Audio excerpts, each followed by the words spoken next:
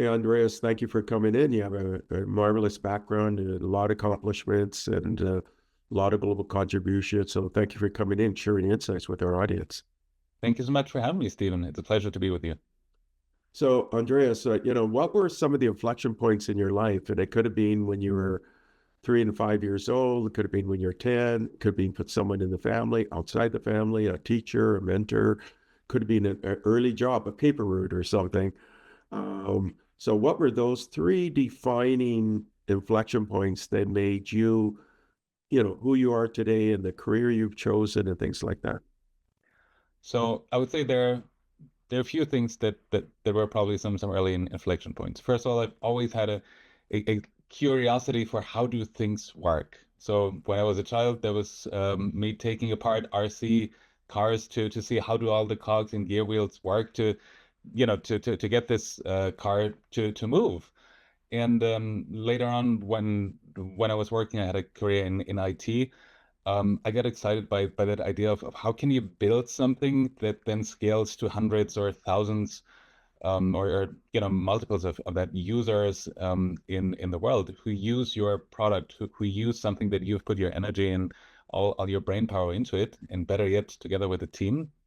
And that's something that's really excited me. But I think the third point that I would call an inflection point was advised by a mentor that I got about 4 years ago, 5 years ago, and he said you should do a lot more thought leadership on the topic of AI because people are talking about it at this high level, superficial level of what it is, what you can do with it. But if you go even deeper and you help them understand where the benefits are, I think you can really make meaningful impact. And I've taken that advice and started creating my own content on social media, on LinkedIn primarily. I recently wrote and published my first book, the AI Leadership Handbook, in which I explain the 9 levels of successful AI leadership in business. And it's moved from a passion project to actually now a full-time employment and something that I continue to be passionate about, helping others learn how can you actually use AI in your business and get your users and get your employees excited about. So, Andreas, you indicated your first curiosity happened when you were taking apart radio control cars and things like that, and trying to figure out how they work. And so, in school, then, did you study computing and programming and things like that? Were you more, or was it kind of like a mixture of different topics when you were like in early primary grades to secondary school and then to college? What were your sort of study interests? So I was introduced to the world of computing from a business point of view when I was about 13, 14, and I was able to do my first internship. And just just seeing how computers, work in general, how the IT team at that time fixed computers that were broken when users had issues was quite interesting. So for me, that meant pursuing a career in IT, in computer science, and actually starting with an apprenticeship in Germany, which is a quite popular model of education there, where you spend 2 or 3 days in a business learning you know, how does business work, the fundamentals of the trade, basically. And then you spend another 2 days at school where you learn more about the theory and the concepts that you then again get to apply immediately.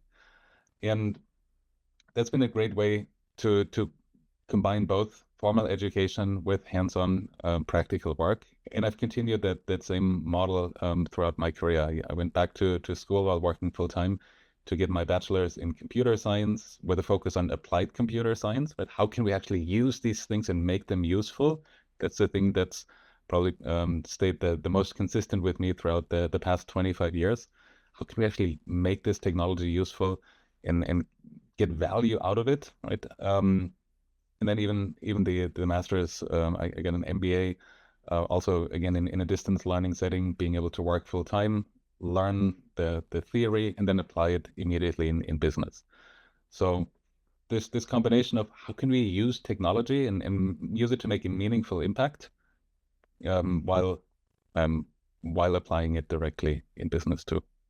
So you had this curiosity in technology because you would take things apart, as you mentioned, and then that continued in school. But you in Germany, you have this kind of apprentice program where you can study and get applied experience, and that led you to go back to school and get a degree in applied computer science, and then you did an MBA. But an MBA is very applied as well, right? I mean, it's very business oriented. So, what were the first jobs that you had? Can you kind of walk me through the different jobs you've taken on? Sure. So I started working full time when I was 16, and that was helping the IT department make sure that the computers were compliant, making sure that the software that the company and the users used were always at the most current level, with security patches, feature updates, these kind of things, operating system migrations going from Windows NT to 2000 to XP, Windows 7. So lots of good experience and putting that engineering mindset into practice. How do we test for all different eventualities and challenges, and then again see how this works. But yeah, career growth was fairly limited. So I said, hey, I actually want to take on more responsibility, and I've been inspired by the leaders that I had the opportunity of working for. So, well, I do want to become a manager. I want to become a leader, and for me, that meant pursuing the additional degree in addition to technology, learn about how do businesses work, what do you need to know there. And in the meantime, the company I used to work for got acquired by SAP, one of the largest enterprise application vendors in the world. And that opened up so many more opportunities, right? All of a sudden, I was able to move around in the company. I was very fortunate to work for SAP CTO for a couple of years, helping organize larger programs, innovation programs for him, and started venturing into this topic of machine learning and artificial intelligence roughly about 10 years ago when there was a new topic when that came up. And I would say that the thing for me that's been consistent there has been on one hand, keeping one foot very, very deeply rooted and on solid ground, something that I know that I'm very familiar with, but then expand the other one into a new area. And that meant, staying close to technology, staying close to how do cloud computing systems work? What about the infrastructure, the platform, these type of topics, but now apply this in the business context with real customers, with large organizations. How do they do that? Or building on that experience around digital transformation, where I worked closely with the CTO and helped him prepare for meetings and keynotes and things. How do we now apply this customer-facing experience? How can I apply this in helping them learn about AI, machine learning? What are the new trends? How should you think about this? And so continuously building on that, and also build a center of excellence for AI in SAP's largest engineering organization, with the resources of business analysts, product managers, data scientists to bring more AI into the applications that many large organizations globally rely on to run their business. So it's always been this one foot rooted in something that I have experience in and that I rely on, and the other one venturing into something new and expanding that skill set. So, you did a lot of work with the CTO, supporting the CTO and then different projects and things like that. Did you get into a separate role after that, or? Yeah, so there were actually a few steps in between before I went independent about 9 months ago. And in a similar fashion, right? After the role working closely with the CTO, I went into business development for machine learning. Machine learning was a new and a hot topic at the time and a big investment area for SAP.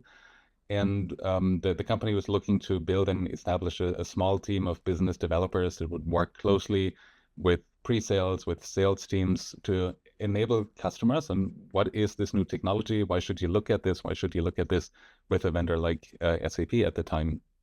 And in large organizations, change is constant, and opportunities are constant as well. So after that, like I said, I was fortunate to go into product management and help improve the product and bring lots of valuable AI features into the product. valuable both from a customer point of view. What do customers actually need? How can AI help them solve their business problems? Valuable to the company. How can we ensure our product is stickier? How can we ensure that there are more renewals? Customers like our product, they continue to use it.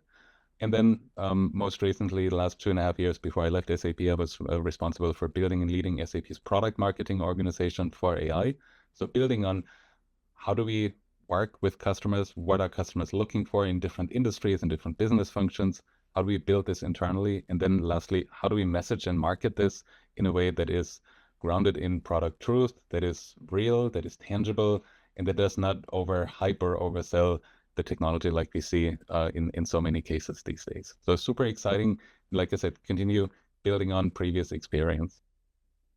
So you've had some access then at the very senior level within SAP, and then leading product management and business development and things like that. So you're really seeing what works and what doesn't. And so what doesn't work with AI learning?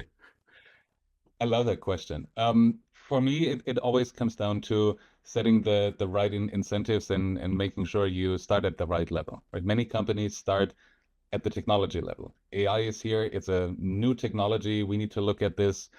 You know, my friends on the golf course tell me they're already doing something. I read the industry news. I read the industry magazines, and it sounds like everybody's doing AI, but we're not doing anything. So we need to do something too, and really, really quickly, let's go figure this out, because not only is there an opportunity, but there's also a threat if others are doing it and we're not doing it. So technology first, let's go figure out how we can use this technology. And while I think it's good to explore and to have a sense of urgency, starting just with the technology usually leads to failure, leads to money pits, leads to sunk cost, because the technology is not aligned with the actual business strategy. Right? So the better way that I've seen companies do this is to start with the business strategy. What is it that we're planning on doing the next 18 to 36 months, maybe even a longer time horizon? And how can technology like AI help us achieve these goals? Like maybe it's growing your revenue by 10%, 20%. Okay, break it down. What does it mean? How can we do that? Like we can either sell more, we can also optimize our own processes and sell more efficiently. We can give our users better insights, better tools to prioritize which customers to work with or to talk to this week, this month, and things like that. So starting with the business strategy is the more advantageous approach, and usually the more successful, as opposed to just starting with technology and let's find a use for this technology. So, and that would tie in with your MBA program, and then also your business development roles that you had, working with the CTO to kind of figure out how these things all integrate and work, and then within SAP, but also with your clients and the project or the product management side. So, you look at the business problem and say and make sure that you understand what that business problem is and what your goals are within that business problem or business goals. Make sure that's clear from a strategy standpoint, and then look from a tactical standpoint. How can I achieve those goals? And then if AI machine learning can help in achieving those goals, then you can start proposing those kind of solutions. Absolutely. And, you know, I think in addition to the business strategy, technology strategy interplay, the other main component or big component for me is also bringing your people along on this journey. That can take different shapes and forms, right? You've seen a lot of companies give access to AI tools for their internal employees, right? It could be AI assistants, and it could be some other co-pilot type products. And you know, companies oftentimes struggle getting value out of these investments because in many cases, right, they just give access to employees, but there's the training component missing. There's the AI literacy, AI upskilling component missing. So to me, that's a big part too, and something that I'm really passionate about is helping companies and their employees understand how do you use AI? What are its benefits? What are its drawbacks, its challenges, its opportunities? How can you use these tools in the best and most optimal way so you get really good results, right? Whatever that may be, right? At the company level, how does it support our revenue growth?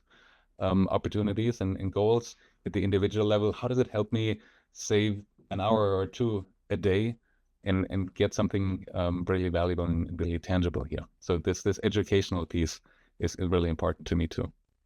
Yeah, educational piece from the people who are going to be using this and implementing it, so they fully understand, you know, where the strengths and where the areas where the weaknesses.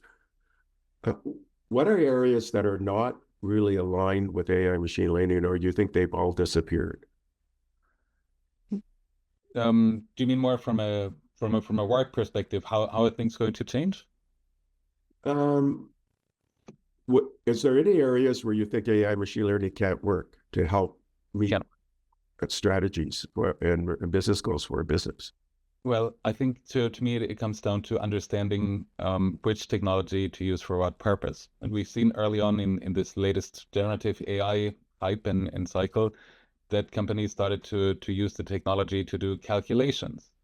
And large language models that underpin generative AI or many of these assistants are good at understanding and generating language, but they haven't been so great at doing the math. And there are other methods to do that. If you want to do your demand forecasting, you rely on statistical methods, proven methods that have been out there for decades. And that's where you get your forecast. But you combine it and you plug it into something that is generative AI that can create a report, that can create more prose, basically, around these numbers, that can put the numbers in context. So understanding what that combination of different technologies is and where the strengths and weaknesses of each are, I think is critical. You know, as we're entering in a time where we'll see more AI agents that can act more autonomously or that can act more on goals as opposed to instructions, I'm convinced that we'll see similar questions again as well, right? Sometimes that's also over engineering the problem or the solution for a very simple problem. So maybe it does not need an AI agent. Maybe it does not need generative AI. Maybe it does not even need statistical models. If it could be things that you can do in rules, right? They're cheaper, they're faster than throwing this big, inexpensive, and complex technology at the problem. So that's one of the things that I would recommend is looking at different technologies, understanding where the strength and weaknesses, and how can you use each strength individually and in combination to get a really good output. So is that the focus of your book? Your AI leadership handbook? Do you give links to resources? You give them a path, a way to implement AI within a company? So in the AI leadership handbook, there's a chapter on exactly that topic, understanding what the strength of different technologies are and how you can use them. But the book actually goes further than that, right? Understanding technologies and their strengths and weaknesses is a key point. But it also comes down to leadership that keeps multiple different aspects in view and coordinated in concerts, right? Think of it like a conductor of a large orchestra. Right? There are many different instruments, different parts to play. Sometimes in instruments pause while others have a more dominant part, right? So you need to keep things in balance and you need to keep them in view. For AI, that means also ensuring that your technical teams and business teams collaborate well with each other. If you come from a technical background, a lot of times, right, people get so excited, hey, we have this new technology, we can do all these cool new things, that they miss the link to the business. How does it actually apply in business? Who are we actually serving in our business? Is this something where we should even use this technology? So, finding that link to a finance function, to an HR function, to a sales function, customer experience, and so on, is really, really important. And then collaboration. How do you bring these teams together so they collaborate on a specific problem or on a roadmap of different AI scenarios that deliver meaningful value and impact to the organization? What are the KPIs that the sales team is measured by in general, or maybe over the next 12 to 18 months? How can we help them achieve these KPIs or better yet exceed them?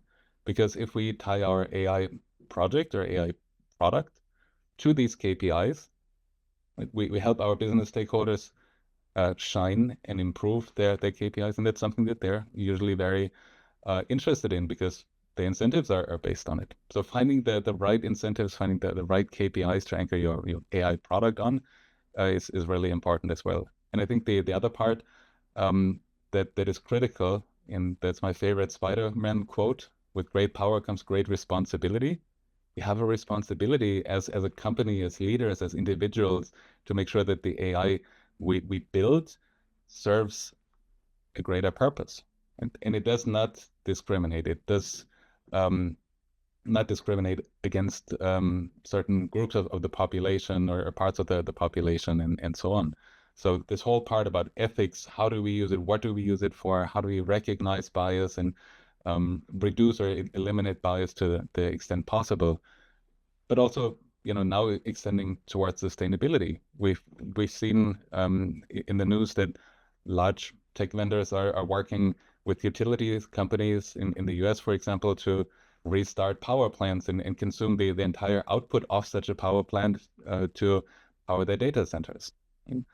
Um, so what does it mean from a sustainability point of view? When we look at electricity, when we look at power consumption, to write emails, right? To write poems with that new technology. How is that related to each other? Is it worth, spending so much on power and on infrastructure, on energy generation for the output that we get?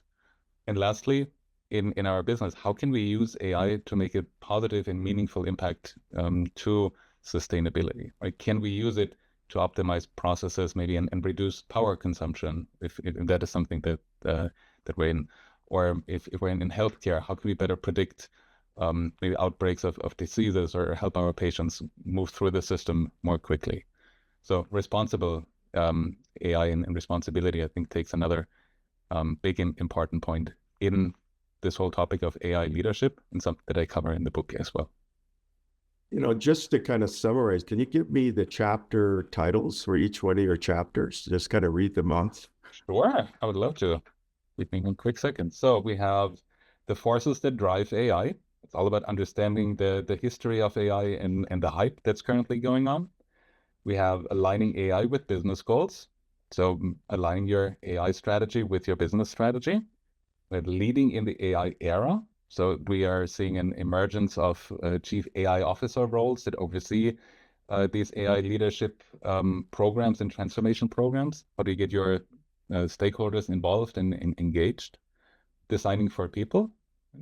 We know that humans have strength when it comes to creativity, for example, in the interpersonal relationships. And we know that machines have strength when it comes to repeatable processes with the same outcome. So how do you combine the two for the best outcomes in your business?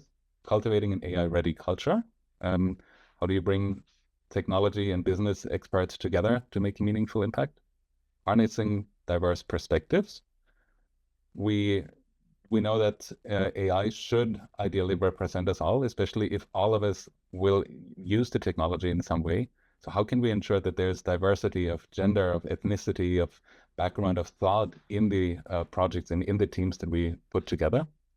Establishing principles for human-centered AI. So the whole topic about responsible AI ethics, from guidelines to committees to, living and breathing this topic if you work on AI.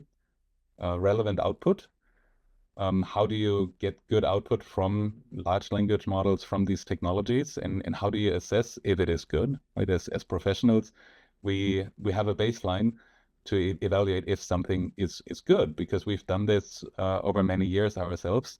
Now, more junior team members might not have the same experience, right? And they might accept something as good when more experienced professionals say, well, there needs to be more specific, there needs more details. So how do you get there?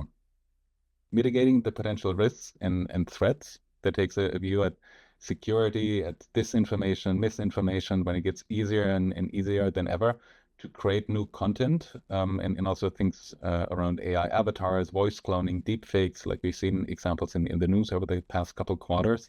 What are the risks that this technology poses? I would argue technology is neutral by itself, but it's the context in which it is used that gives it a positive or a negative influence.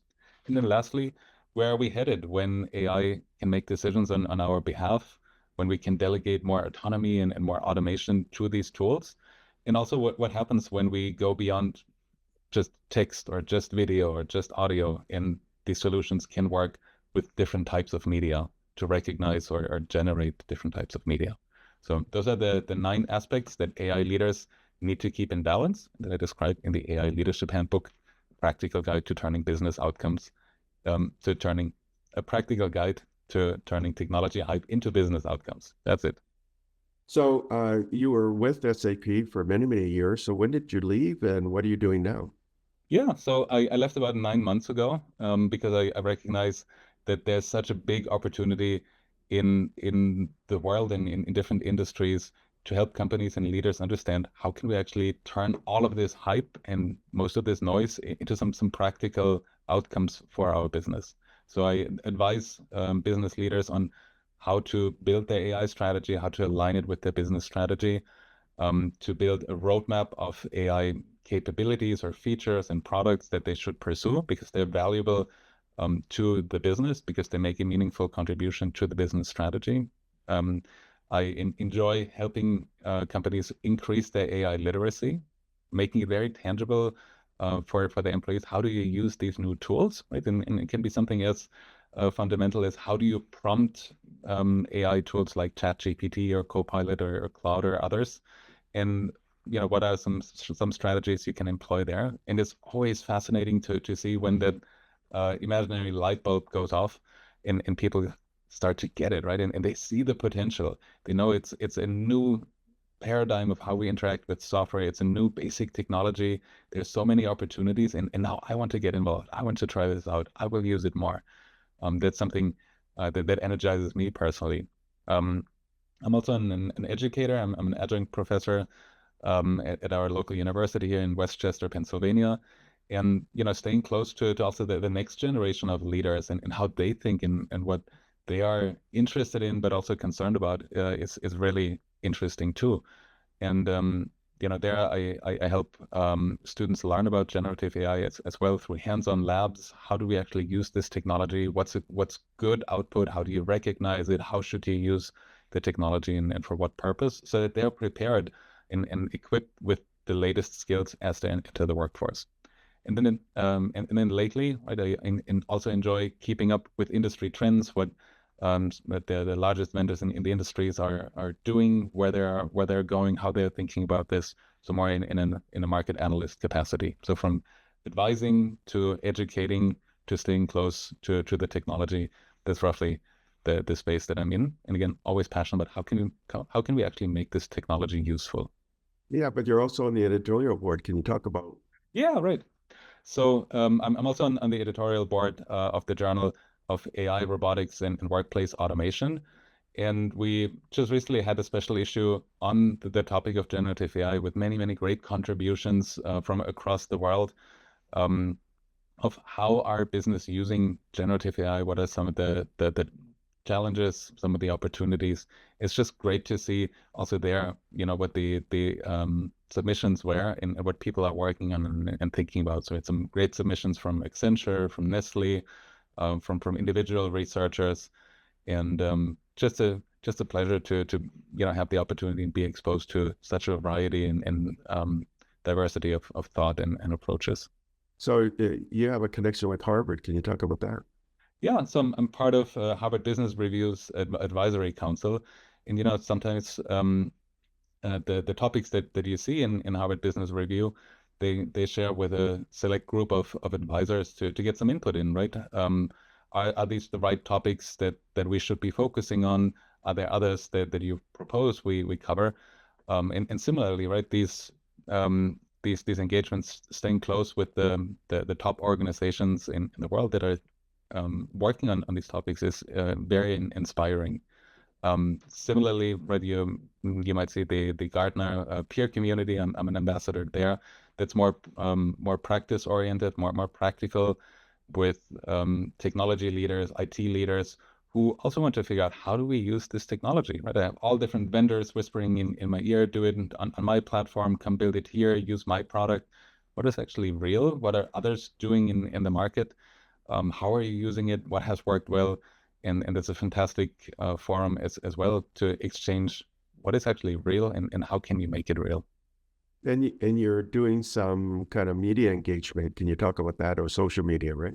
Yeah, so on LinkedIn, I'm a top voice in AI. I'm a LinkedIn learning instructor. I just recorded the next 3 courses on AI agents for business leaders. What are the challenges and opportunities? How can you prepare your organization? And also, what are the risks in AI projects and how can you mitigate them? So they will be out shortly. And the first 2 courses that are already out have close to 9,000 learners already within a very short period of time. Just seeing again, right, how individuals are learning about these topics and are going to apply them in their own business is just a fantastic opportunity. And to me, it's part of my mission to help spread this information, make AI tangible, make it practical, make it useful, reduce that fear that many have of this big nebulous scary thing, AI, that we've seen in sci-fi movies, or where we might be afraid that it takes our jobs, and really see where are the opportunities. How can I apply this in my own work? Um, and there are different channels to do that. So LinkedIn is the one that I prefer. I also have a podcast that I run every week. It's called What's the Buzz? AI in Business, where I invite some of the top experts and practitioners and leaders in this space on AI to share how they have turned AI hype into concrete outcomes. So that's not about technology, but rather about change management, transformation, governance, stakeholder management. How did you bring your people on board? How did you get support from this, from the board? What were some of the obstacles you hit, and how did you overcome them? Because I think that's exactly where the rubber meets the road, right? Technology is great. It evolves at a rapid pace. Every week, every month, almost every day, there's something new coming out and some new announcements. But unless you can put that technology in the context of a business, and unless you can use the technology to solve a tangible problem, it's it's just a promise, right? And maybe even an empty promise of what you can do with it. So it's all about making it tangible. And that's what I attempt to do with the podcast, giving my listeners and participants tangible advice. How can you do that in your business, and how can you learn from others? And you have a newsletter too, right? Yeah, exactly. So you see, I'm quite active sharing knowledge and bringing people together. My newsletter, the AI Memo, is something that's been growing very, very rapidly. And there I share a mix of insights derived from the podcast, as well as original thought leadership pieces and articles. So a couple of months ago, for example, I um, explored this topic of prompt engineering, and how do we interact and interface with these new applications and co-pilots and assistants. And is that a skill that will still be needed in the future, or is that more of an interim skill? In talking to many experts and drawing my own conclusions, I I ended up at this point where I think, right, it's a skill that's important right now. That's how these tools work and at the moment. But probably over time things will get easier, right? We've seen this with other programming languages. Think back to assembler programming, programming microchips. Yes, there's still people that do that work, but you and I, we don't work in assembler every day to write our emails. So in a similar way, I expect that for prompt engineering, we'll move up in this stack. We'll get closer to the user. It'll become more user friendly. And maybe in the future, we don't need to write a long mega prompt or a long paragraph of text to tell that system what we actually want it to do. Just as one thing, right? Or others, again, could be, how do you cut through that hype and that noise of all the information that is hitting us from all different places, the news, the media, our colleagues, vendors, everybody wants to get our attention and wants to tell us, hey, AI is a great opportunity, do it with me, build it here, buy this, buy that. What is actually real, and how do you stay grounded in what is even possible?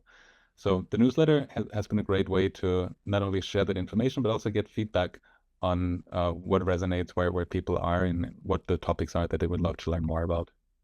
So on your live stream, then you say that you do this weekly. You get a fairly big audience. It's like a few hundred, or Yeah, so actually, several hundred, sometimes a couple thousand people tune in every week to learn about these topics. And I also run it as a live stream because I feel it gives us more interaction with the audience as opposed to just recording and then playing it back. And that's something that's worked really, really well. Especially shortly after the pandemic, right? People were consuming a lot of video content. They still are, probably in more bite-sized formats, but live streams were a great way to build an audience, to connect with the audience, and also for them to ask their questions to an expert that they might otherwise not so easily have access to. So maybe you can get some tips for people in the audience who want to do their own live stream podcast newsletter. There's this thing called Patreon. Do you use that kind of tech at all, or that platform at all? Or So I'm aware of Patreon, but I'm personally not using it. I'm building my newsletter on Substack, which is a quite popular platform as well. And again, I use LinkedIn and LinkedIn Live's events capability to stream there, also to YouTube. I have a YouTube channel where you can find all of the previous recordings too. And I think it comes down to a few things. What is a topic that you are passionate about and that you can talk on, for hours, basically? If you're at a dinner party and you meet somebody, what's the topic that you enjoy talking about? Could be personally, could be professionally, but where you don't run out of excitement or out of aspects and angles to cover. The next is this a topic that people out there in the world are interested in? Does it solve a problem? Does it answer a burning question that individuals have? And then the third one would be, what is your personal brand? What are your values? What is your mission? Almost your mission statement, like we do that in business. And how do you want to be perceived? How do you want to communicate? And do you want to have more of an edge and be a little more provocative in the topics, in the tone, in your language? Do you rather want to be more trusted and professional in that sense, so people come to you for trusted and valued information? And that isn't easy, right? Because we put ourselves out there, and I had the same experience when I started it, and you wonder, well, now I'm being judged, right? People are watching my show. They're seeing me. Some of them might even know me personally. And what are they thinking about me, right? Are they thinking he's crazy? He's out there. He's talking about this stuff. But I actually found that most of them were really excited and are really supportive. So, but by starting it and putting yourself out there, you continuously improve. You get feedback. You incorporate that. You maybe adapt your approach slightly. But when it comes to sharing information and thought leadership, right, we all have so much experience out of our own professional and personal lives that we can share. And there are people who are hungry for the kind of information because they're maybe in the same place that we were in 2 years ago. So if they hear from you and learn from you and see themselves in the stories that you share, they have an opportunity to upskill, to learn from you as well. so, we covered a lot of territory. We talked about the inflection points in your life, from your early interest in radio controlled systems, breaking them apart. You have this apprentice kind of education out of Germany where you can do practical on the job, plus do theory. You ended up in an applied computing science program, and they got an MBA to tie to business. You served for many, many years with SAP, which is a prominent, one of the largest multinationals out there. And you were instrumental in the launch of AI machine learning throughout SAP, both in working with the CTO, but also working in product management, business development, and so on within SAP. And then you decided to leave to kind of mine all of that experience to do an advisory role, teach at your local university. You got a podcast, a newsletter, you on the editorial board of a journal, all of which is to, practical applications of how all of this can work. So you got a really interesting background, very applied, very practical. So let's talk a little bit about the future, and where do you think AI is going? Do you think, like Elias Escobar has created this thing called safe superintelligence? His goal is to go directly to superintelligence. It sounds like he doesn't have an interim product. I'm just kind of giving you my view. Yes. And he's raising a pretty big round at a pretty big valuation. So I thought that was really interesting. I think right now I think something like 30 billion. And it's a direct shot to super intelligence. So you have, excuse me, Figure AI, Mhm. not that old of a company that came up with this kind of interactive figure one model, which you can speak to, things like that. It could articulate, pick objects up. And now, recently, they came out with their Helix visual language active action model, and it generalizes. You can just give it things it's never seen before, and it generalizes. It knows what to do with it. And they have demos of this, and I thought that was quite interesting.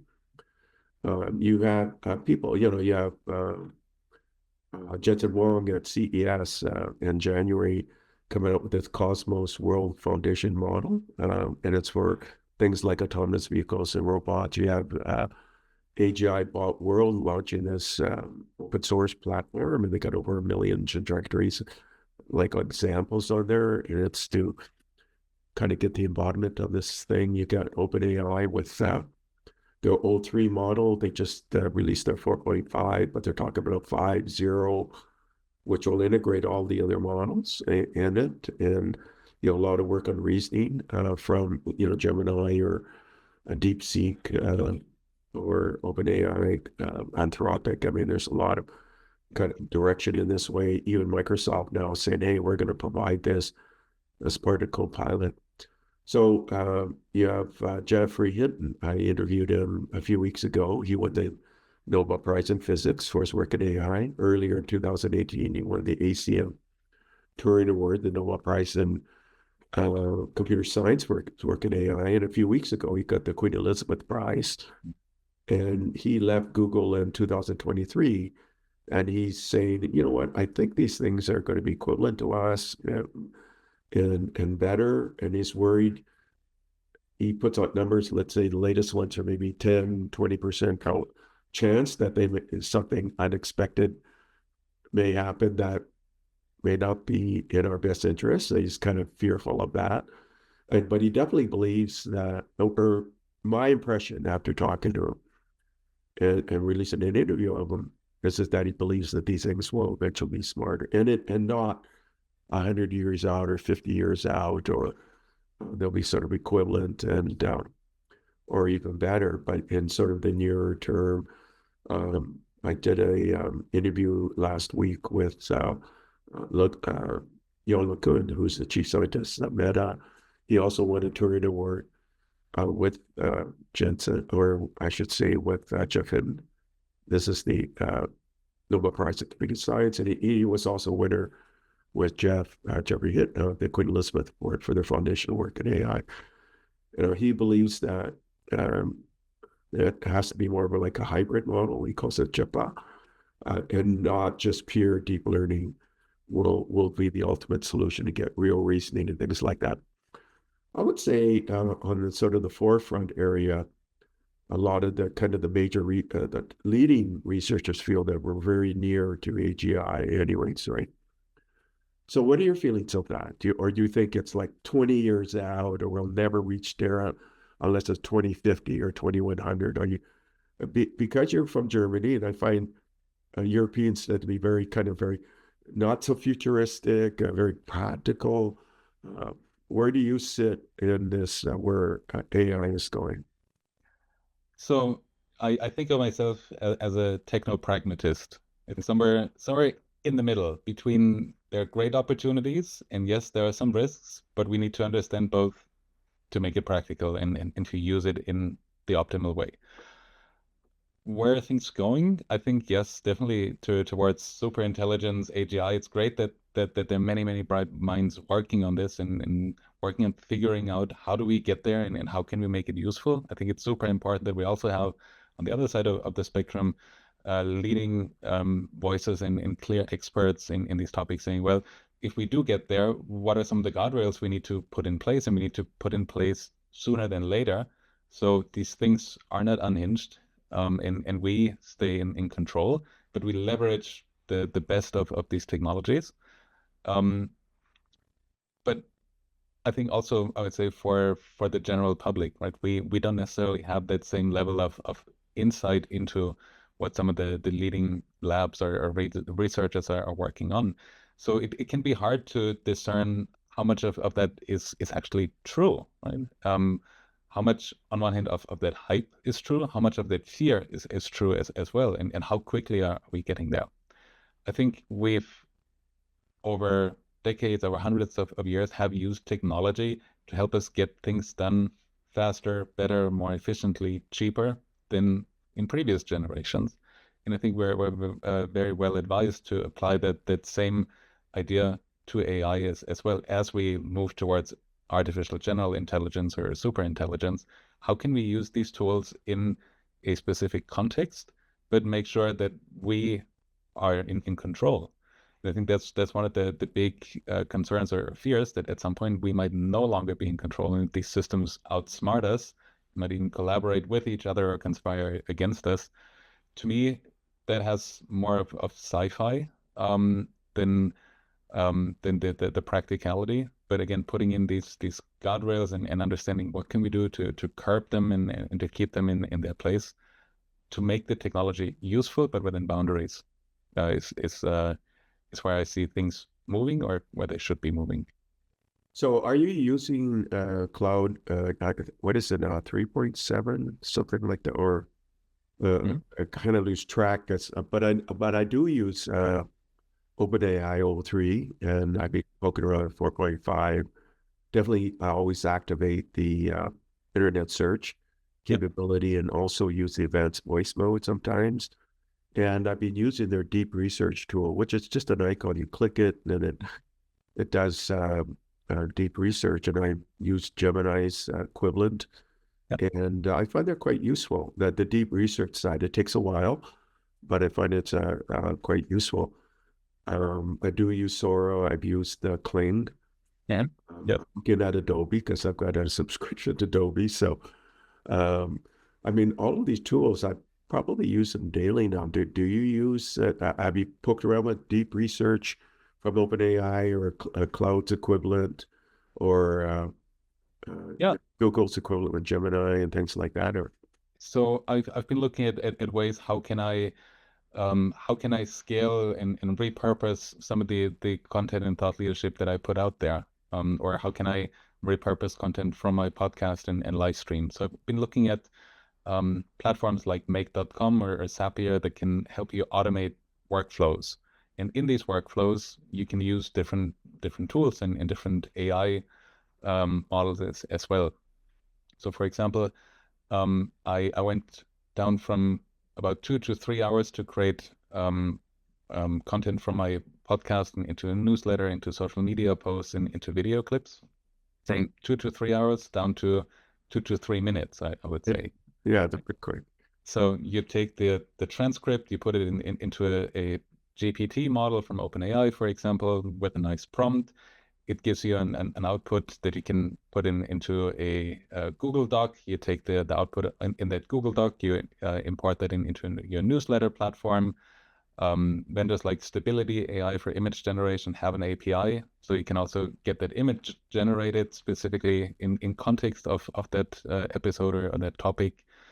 And even spinning it further, you can use a voice cloner of your own voice and an AI avatar of your likeness and create a social media video, 20, 30, 40 seconds to promote that episode, right? All without having to sit here, all without turning the camera on, but still looking like you, sounding like you, and being based on information that has already been created and that has been created between two humans. So to me, that part is really exciting because we can um, get a lot more scale, right? For me in my role, I'm the chief consulting officer, sales officer, finance officer, marketing officer, and we all have finite resources and finite time in our day. So looking how we can incorporate these tools into our flow of work, I think is critically important. Even if you spend more time initially learning about the tools or setting up these integrations and in these workflows, the next time and the time after and the time after that you just click a button, that's where you make your time back. And that's also where you make your money back. Right? And very few of these tools are really expensive. There's a $10 a month subscription here or $20 there. Think about the time that you are able to save if Right. you use these tools. And again, it's not just about writing poems or rewriting something in a different context, right? There are many things in business and in our own lives as well, where we have these repeatable workflows that we spend a lot more time on than we should.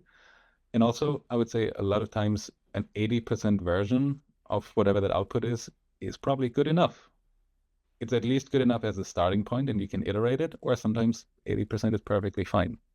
Now, on the other side, though, what I've noticed recently is that I feel I am receiving 80% drafts. And Yeah. hey, I created this with AI. Can you take a look if this makes sense? And I think there we need to be careful as individuals that we're not getting too sloppy because you know, your efficiency is my additional effort, and vice versa. And my efficiency becomes your additional effort. Great AI helps me save, I don't know, half an hour or an hour. But if I dump the review on your plate and now you need to manually review it, that's not fair, right? And in business, we would say, yes, you are not taking proper care or doing your due diligence before you send this to me. So just my personal observation between shifting how efficient we are with the help of AI to making this somebody else's problem to, you know, get it over the finish line. Yeah, I mean, we're down to the last few minutes, and I mean, I use it a lot, and I know that when I used to do research, I used to spend like a year sometimes for a particular keynote, and hundreds of hours, and maybe over 1,000 hours if the keynote was really important. I realized using the deep research tool and just prompting it with different areas that what was 1,000 hours I could probably do in a day. Mhm. So Yes. there's just a real efficiency improvement. In the last few minutes, you saw quantum computing with the Majorana chip from Microsoft. You see Google Willow, Amazon Ocelot. You see Quantinuum with all these breakthroughs. Um, Psi Quantum, for example, with their photonics. They're suggesting my impression is they're suggesting they can get to 1 million qubits in just a few years, right? And then Microsoft have made around a chip saying because it's so tiny, what they can do, they can scale it onto a single chip to let's say 1 million qubits or more. And so ion Q. I mean, there's just so many developments. Do you think that we're on the brink of practical applications, maybe even this year, and certainly in a few years? Yeah. I mean, organizations have been researching the topic of quantum computing for a while, and I think there are some early prototypes, right? When it comes to optimization in these problems. So I think finding again those practical applications as the technology matures and finding that the first practical applications will be key to getting momentum and getting traction. So um, if these early applications make a meaningful impact to a business's top line or bottom line, I think that will mean that the technology will take off even more. If it is a core technology or an important technology, but it's still looking for a use case or it hits some other commercial barriers or adoption barriers. I'm thinking of blockchain as an example that was hyped many years ago or several years ago, but haven't really found mainstream adoption, right? They're two different sides of the spectrum. So I think it's important for those that make quantum computing available to also identify what are those high value use cases, those high value scenarios that make an impact in business that really let us do things that we haven't been able to do before. And again, we can use this for the greater good of society in many ways too. If we can predict disease outbreaks more quickly than before, if we can optimize supply chains even better and faster than we are able to do before, when we can personalize how companies interact with their customers and what our personal experience with a product or with a service is. And I think that's where it gets really exciting. So on one hand, yes, technology vendors need to get the technology to that point that it is ready for more widespread adoption. But then also those building on top of it need to identify those moonshots, those big opportunities to make it useful. So we're down to maybe another minute to go. So this is the final question. What recommendations and or questions do you want to leave the audience? So my recommendation is this. Technology has always been there. It's always evolved. And whenever we thought we solved a problem and automated a task or something that was mundane, and we've moved up to the next level, to the next step and said, okay, now we want to automate this. I think we're inching closer and closer and closer to full automation, but it's still a long way away. But we're making incremental improvements and steps. But technology by itself doesn't really serve a purpose, right? We need to put it in the context of a meaningful problem in business, for society, something that is worth solving and something that somebody wants to see solved and is ideally even willing to pay us money for to make this viable. If you want to learn about how you can do that with AI and with emerging technologies, I would recommend you get a copy of my AI Leadership Handbook, a practical guide to turning technology hype into business outcomes. Because I also see that over the last few hype cycles, whether it was AI or machine learning or others before that, people have not adapted as much as they could have or should have. So keeping all these different aspects in view and in concert is critically important.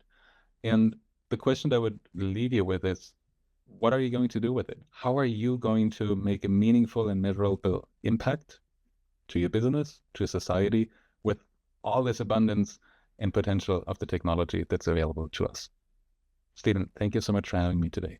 Andreas, thank you for coming in and sharing all of your insights, your journey, of course, the inflection points in your life that made you who you are today and what you're doing, and for your useful predictions for the future and resources you pointed to. So enjoyed our session. I recall now we spent time in the hotel, right? In the Yes. you came in when I was at that special private event. So thank you again. So, Wonderful. And it's always great to meet face to face and then being able to have another conversation like this. So thank you for the opportunity. okay, you take care. Thanks. Thank you.